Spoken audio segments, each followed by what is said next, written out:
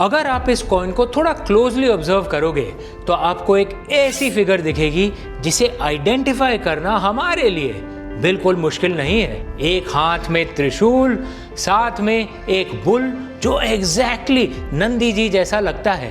पहली नजर में आपको लगेगा कि ये किसी एंशिएंट इंडियन टेम्पल का कोई हिस्सा है, बट दैट्स नॉट ट्रू। ये एक 2000 साल पुराना सेंट्रल एशिया के एम्पायर का गोल्ड कॉइन है। एक ऐसी डिस्कवरी जो आज के अफगानिस्तान के पास मिला था। इस टेक्स्ट को ध्यान से देखो। इस पर एक ऐसी लैंग्वेज एंग्रेव्ड है जो ईरानियन फैमिली को बिलोंग करती है, but written in the Bactrian script which is based on a modified Greek alphabet. और इस फिगर के ठीक बगल में उनका नाम लिखा है ओइशो। दुनिया के सबसे रिनाउंड म्यूजियम्स में से एक the Asian art museum in California ने इस कॉइन को फॉर्मली स्टेट किया है as the Indian deity identified as Oesho. Trishul, Nandi ji and the form of a yogi which is identified as lord Shiva but named as Oesho. अब सवाल ये है, हमारे शिव जी का चेहरा एक सेंट्रल एशियन कॉइन पर जिसकी स्क्रिप्ट ईरानियन फैमिली की थी, वहां कैसे पहुंची? इस मिस्ट्री को समझने के लिए हमें हिस्ट्री में थोड़ा और पीछे जाना होगा, अराउंड 4000 ईयर्स बैक। एक ऐसे इरा में जब इंडिया और Iran as separate modern nations exist ही नहीं करते थे, it was a more unified space. The story starts with a single shared civilization which some modern historians call the proto Indo Iranian civilisation.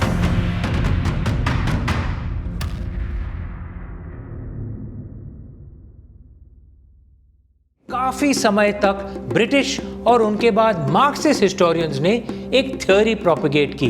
उन्होंने कहा कि central Asia के step से white skin लोग इंडिया आए और उन्होंने हमें वैदिक कल्चर दिया। पहले उन्होंने इसे आर्यन इन्वेजन थ्योरी कहा, लेकिन पिछले 100 सालों की एक्सकवेशन रिसर्च के बाद भी आर्कियोलॉजिस्ट को किसी इन्वेजन या मास डिस्ट्रक्शन का एक भी प्रूफ नहीं मिला।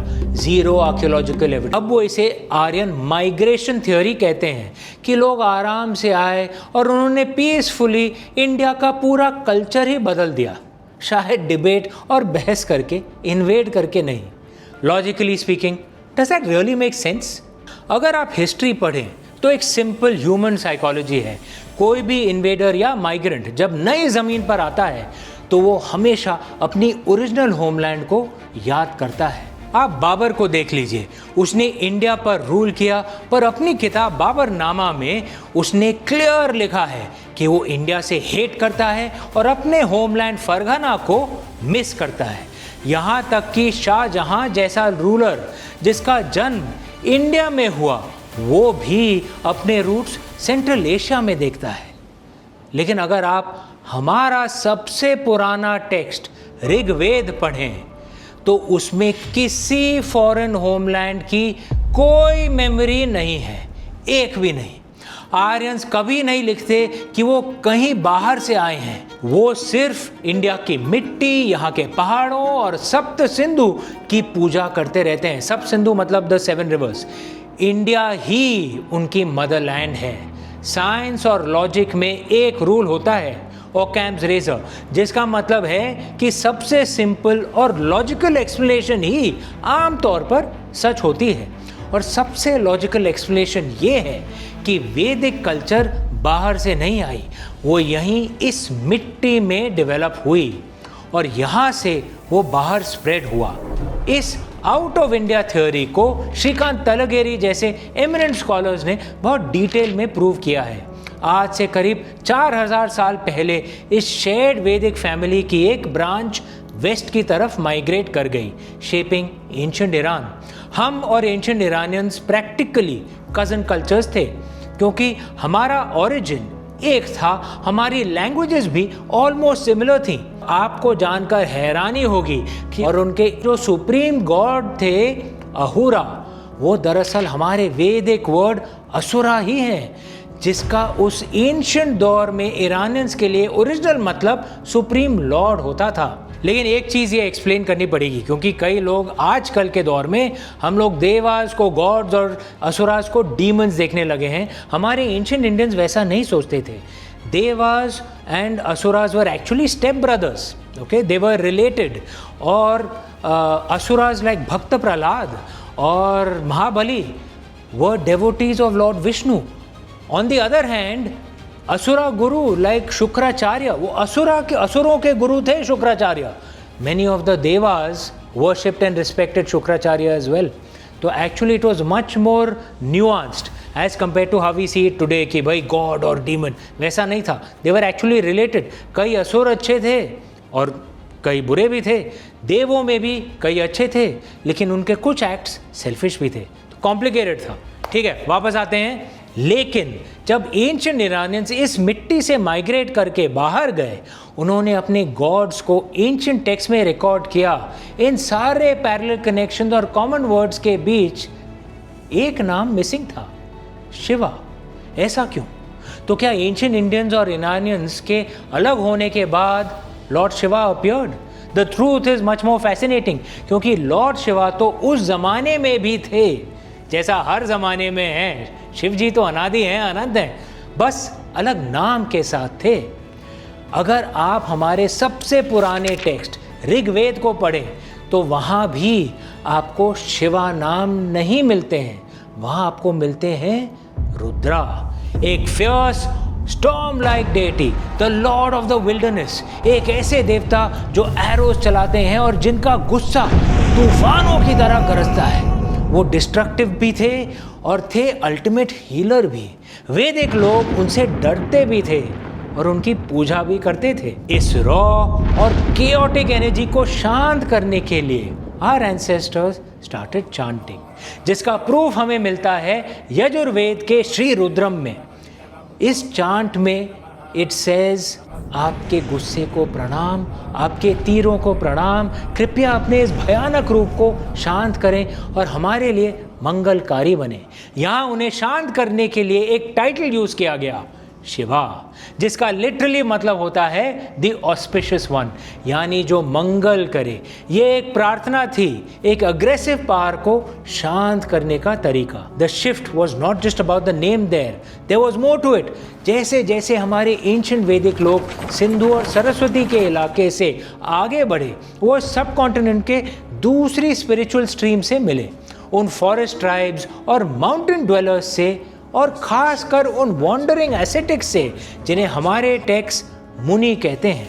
ये लोग पहले से यहाँ थे, अपनी ओन डीप ट्रेडिशंस के साथ, the tradition of absolute silence, तप एंड मेडिटेशन। यहाँ एक बहुत प्रोफाउंड, ऑलमोस्ट साइंटिफिक ट्रांसफॉर्मेशन होता है। एक तरफ लॉर्ड रुद्रा की फियर्स एनर्जी है जो एक वाइल्ड स्टॉर्म की तरह है, और दूसरी तरफ इन योगियों की एब्सोल्यूट स्टिलनेस और जीरो पॉइंट फोकस है। हमारे ऋषियों ने एक जीनियस कनेक्शन बनाया। उन्होंने देखा कि नेचर में जो एनर्जी एक तूफान की होती है, वही सेम इंटरनल एनर्जी एक योगी के ध्यान में भी होती है। जब रॉ एनर्जी को एब्सोल्यूट कंट्रोल और स्टिलनेस का सेंटर मिल जाता है, जैसे किसी तूफान की शांत आंख, the eye of the storm, तो जन्म होता है द सुप्रीम योगी का। The fierce energy of Lord Rudra is another aspect of Lord Shiva and the silence of the yogi, and the storm god is also counterintuitively the Adi Yogi, the first yogi. जब महाभारत और पुराणास लिखे गए, यानी आज से करीब 2000 से 2500 साल पहले, ये एवोल्यूशन हमारी कॉन्शियसनेस में पूरी तरह क्रिस्टलाइज हो चुका था। वो फियर्स वैदिक गॉड अब महादेव और सदाशिव के नाम से भी पूजे जाते थे। बट वेट, अगर शिवजी का ये आइकॉनिक रूप एंटायरली सब कॉन्टिनेंट की स्पिरिचुअल जर्नी की डिस्कवरी है, तो कहानी वापस उसी कॉइन पर आकर अटक जाती है। त्रिशूल, नंदी और योगी जैसा रूप एक 2000 साल पुराने सेंट्रल एशियन कॉइन जिसकी स्क्रिप्ट ईरानियन फैमिली की थी, ये कैसे पहुंचा? 1st सेंचुरी CE में कुशान्स एक मैसिव एम्पायर रूल कर रहे थे, एक ऐसी टेरिटरी जो आज के सेंट्रल एशिया से लेकर नॉर्थ इंडिया तक फैली हुई थी। इनके किंग्स ईरानियन ओरिजिन लैंग्वेज बोलते थे, पर उनकी प्रजा में इंडियंस, ग्रीक्स और सेंट्रल एशियंस सब शामिल थे। एक और बात, कुशान रूलर्स ज़्यादातर बुद्धिस्ट थे। अब एक ऐसे रूलर के नज़रिए से सोचिए, अगर आपको एक ऐसा एम्पायर चलाना है जिसमें इतनी डाइवर्सिटी हो, तो आप अपने कॉइन्स पर किस देवता की तस्वीर लगाएंगे? कुशान्स ने एक ब्रिलियंट मिडिल पाथ निकाला, जिसे स्कॉलर्स सिंक्रेटिज्म कहते हैं। उन्होंने एक Iranian wind and space God को लिया जिनका नाम था वेस या ओइशो, पर उन्होंने इस डेटी को रूप दिया शिवजी का, त्रिशूल, नंदी और योगिक पोस्चर। ये ईरानियन गॉड ओइशो को शिव बनाना नहीं था, ना कि ये लॉर्ड शिवा को ईरानियन बनाना था। ये कल्चरल ब्रिज था जो कुशान एम्पायर के ईरानियन स्पीकिंग सोल्जर्स और उनके इंडियन स्पीकिंग सिटीजन्स दोनों को कनेक्ट कर सके। एक ऐसा कनेक्शन जो दो पुराने ब्रांचेस को हजारों साल बाद आपस में फिर से मिला रही थी। और वेरिड लोगों में कनेक्शन पैदा करने के लिए महादेव से बेहतर कौन हो सकते हैं। कुशान एम्पायर के इस ब्रिलियंट मिडिल पाथ के सदियों बाद ये एम्पायर ख़त्म हो गया और ये कॉइन्स मिट्टी में दफन हो गए। Fast forward to the modern era, जब 19th और 20th सेंचुरी में यूरोपियन आर्कियोलॉजिस्ट ने आज के अफगानिस्तान के रगड टेरेन्स में खुदाई यानी एक्सकवेशन की, तो उन्हें मिट्टी के अंदर से ये गोल्ड कॉइन्स मिले। और इन सिक्कों को देखते ही दुनिया भर के हिस्टोरियंस के बीच एक अजीब सी कंफ्यूजन फैल गई। हिस्टोरियंस समझ नहीं पा रहे थे कि इस डिस्कवरी को आखिर किस बॉक्स में डालें। उनके दिमाग में सवाल थे, अगर इस पर महादेव के सिंबल्स हैं तो क्या ये प्योरली इंडियन हिस्ट्री है? अगर इसका नाम और भाषा ईरानियन है तो क्या ये पर्शियन हिस्ट्री है? या इसके ग्रीक इंस्पायर्ड लेटर्स की वजह से इसे हेलेनिस्टिक मान लें? दरअसल उन आर्कियोलॉजिस्ट की कंफ्यूजन में ही एक बहुत बड़ा सिविलाइजेशनल लेसन छुपा है। उन्हें कंफ्यूजन इसलिए हुई क्योंकि वो एक एंशिएंट रियलिटी को मॉडर्न बॉर्डर्स के नज़रिए से देख रहे थे। और दुख की बात यह है कि यही प्रॉब्लम हमारी आज की जनरेशन की भी है।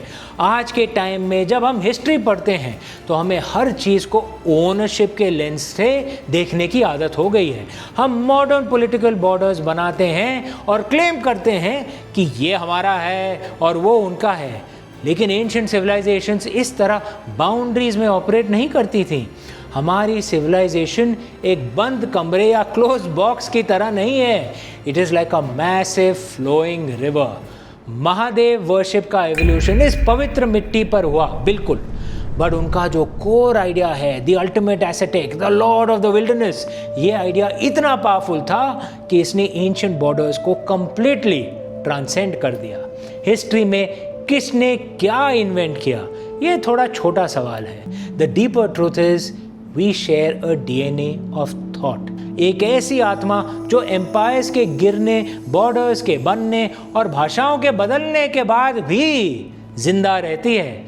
लेकिन जाने से पहले मैं आपके लिए एक आखिरी सवाल छोड़कर जाना चाहता हूँ। एक ऐसी मिस्ट्री जिसने दुनिया भर के हिस्टोरियंस को आज तक उलझा कर रखा है। अगर सेंट्रल एशिया के उस कुशान कॉइन पर शिवा का रूप 2000 साल पुराना है, तो फिर इंडस वैली की मिट्टी में मिली वो 4500 साल पुरानी पशुपति सील आखिर किसकी है? इस सील में एक फिगर बिल्कुल किसी योगी की तरह ध्यान में बैठी है, वाइल्ड एनिमल से घिरी हुई। क्या वो महादेव का सबसे पुराना रूप था? आपको इसके बारे में क्या पता है? Have you read about this? आपकी खुद की थ्योरी क्या है? अगर आज के सफ़र ने आपको कुछ नया सिखाया है या आपकी हिस्ट्री को देखने का नज़रिया थोड़ा भी ब्रॉडन किया है, तो इस वीडियो को लाइक ज़रूर करिए और हमारे चैनल को सब्सक्राइब करिए। अपने उन दोस्तों के साथ शेयर कीजिए जिन्हें अपनी रूट्स और रियल हिस्ट्री को समझने का शौक़ है, और मुझे कमेंट्स में बताएं आपके हिसाब से उस सिंधु घाटी की सील वाला योगी आखिर कौन है। I really want to know what you think. आपका बहुत बहुत धन्यवाद।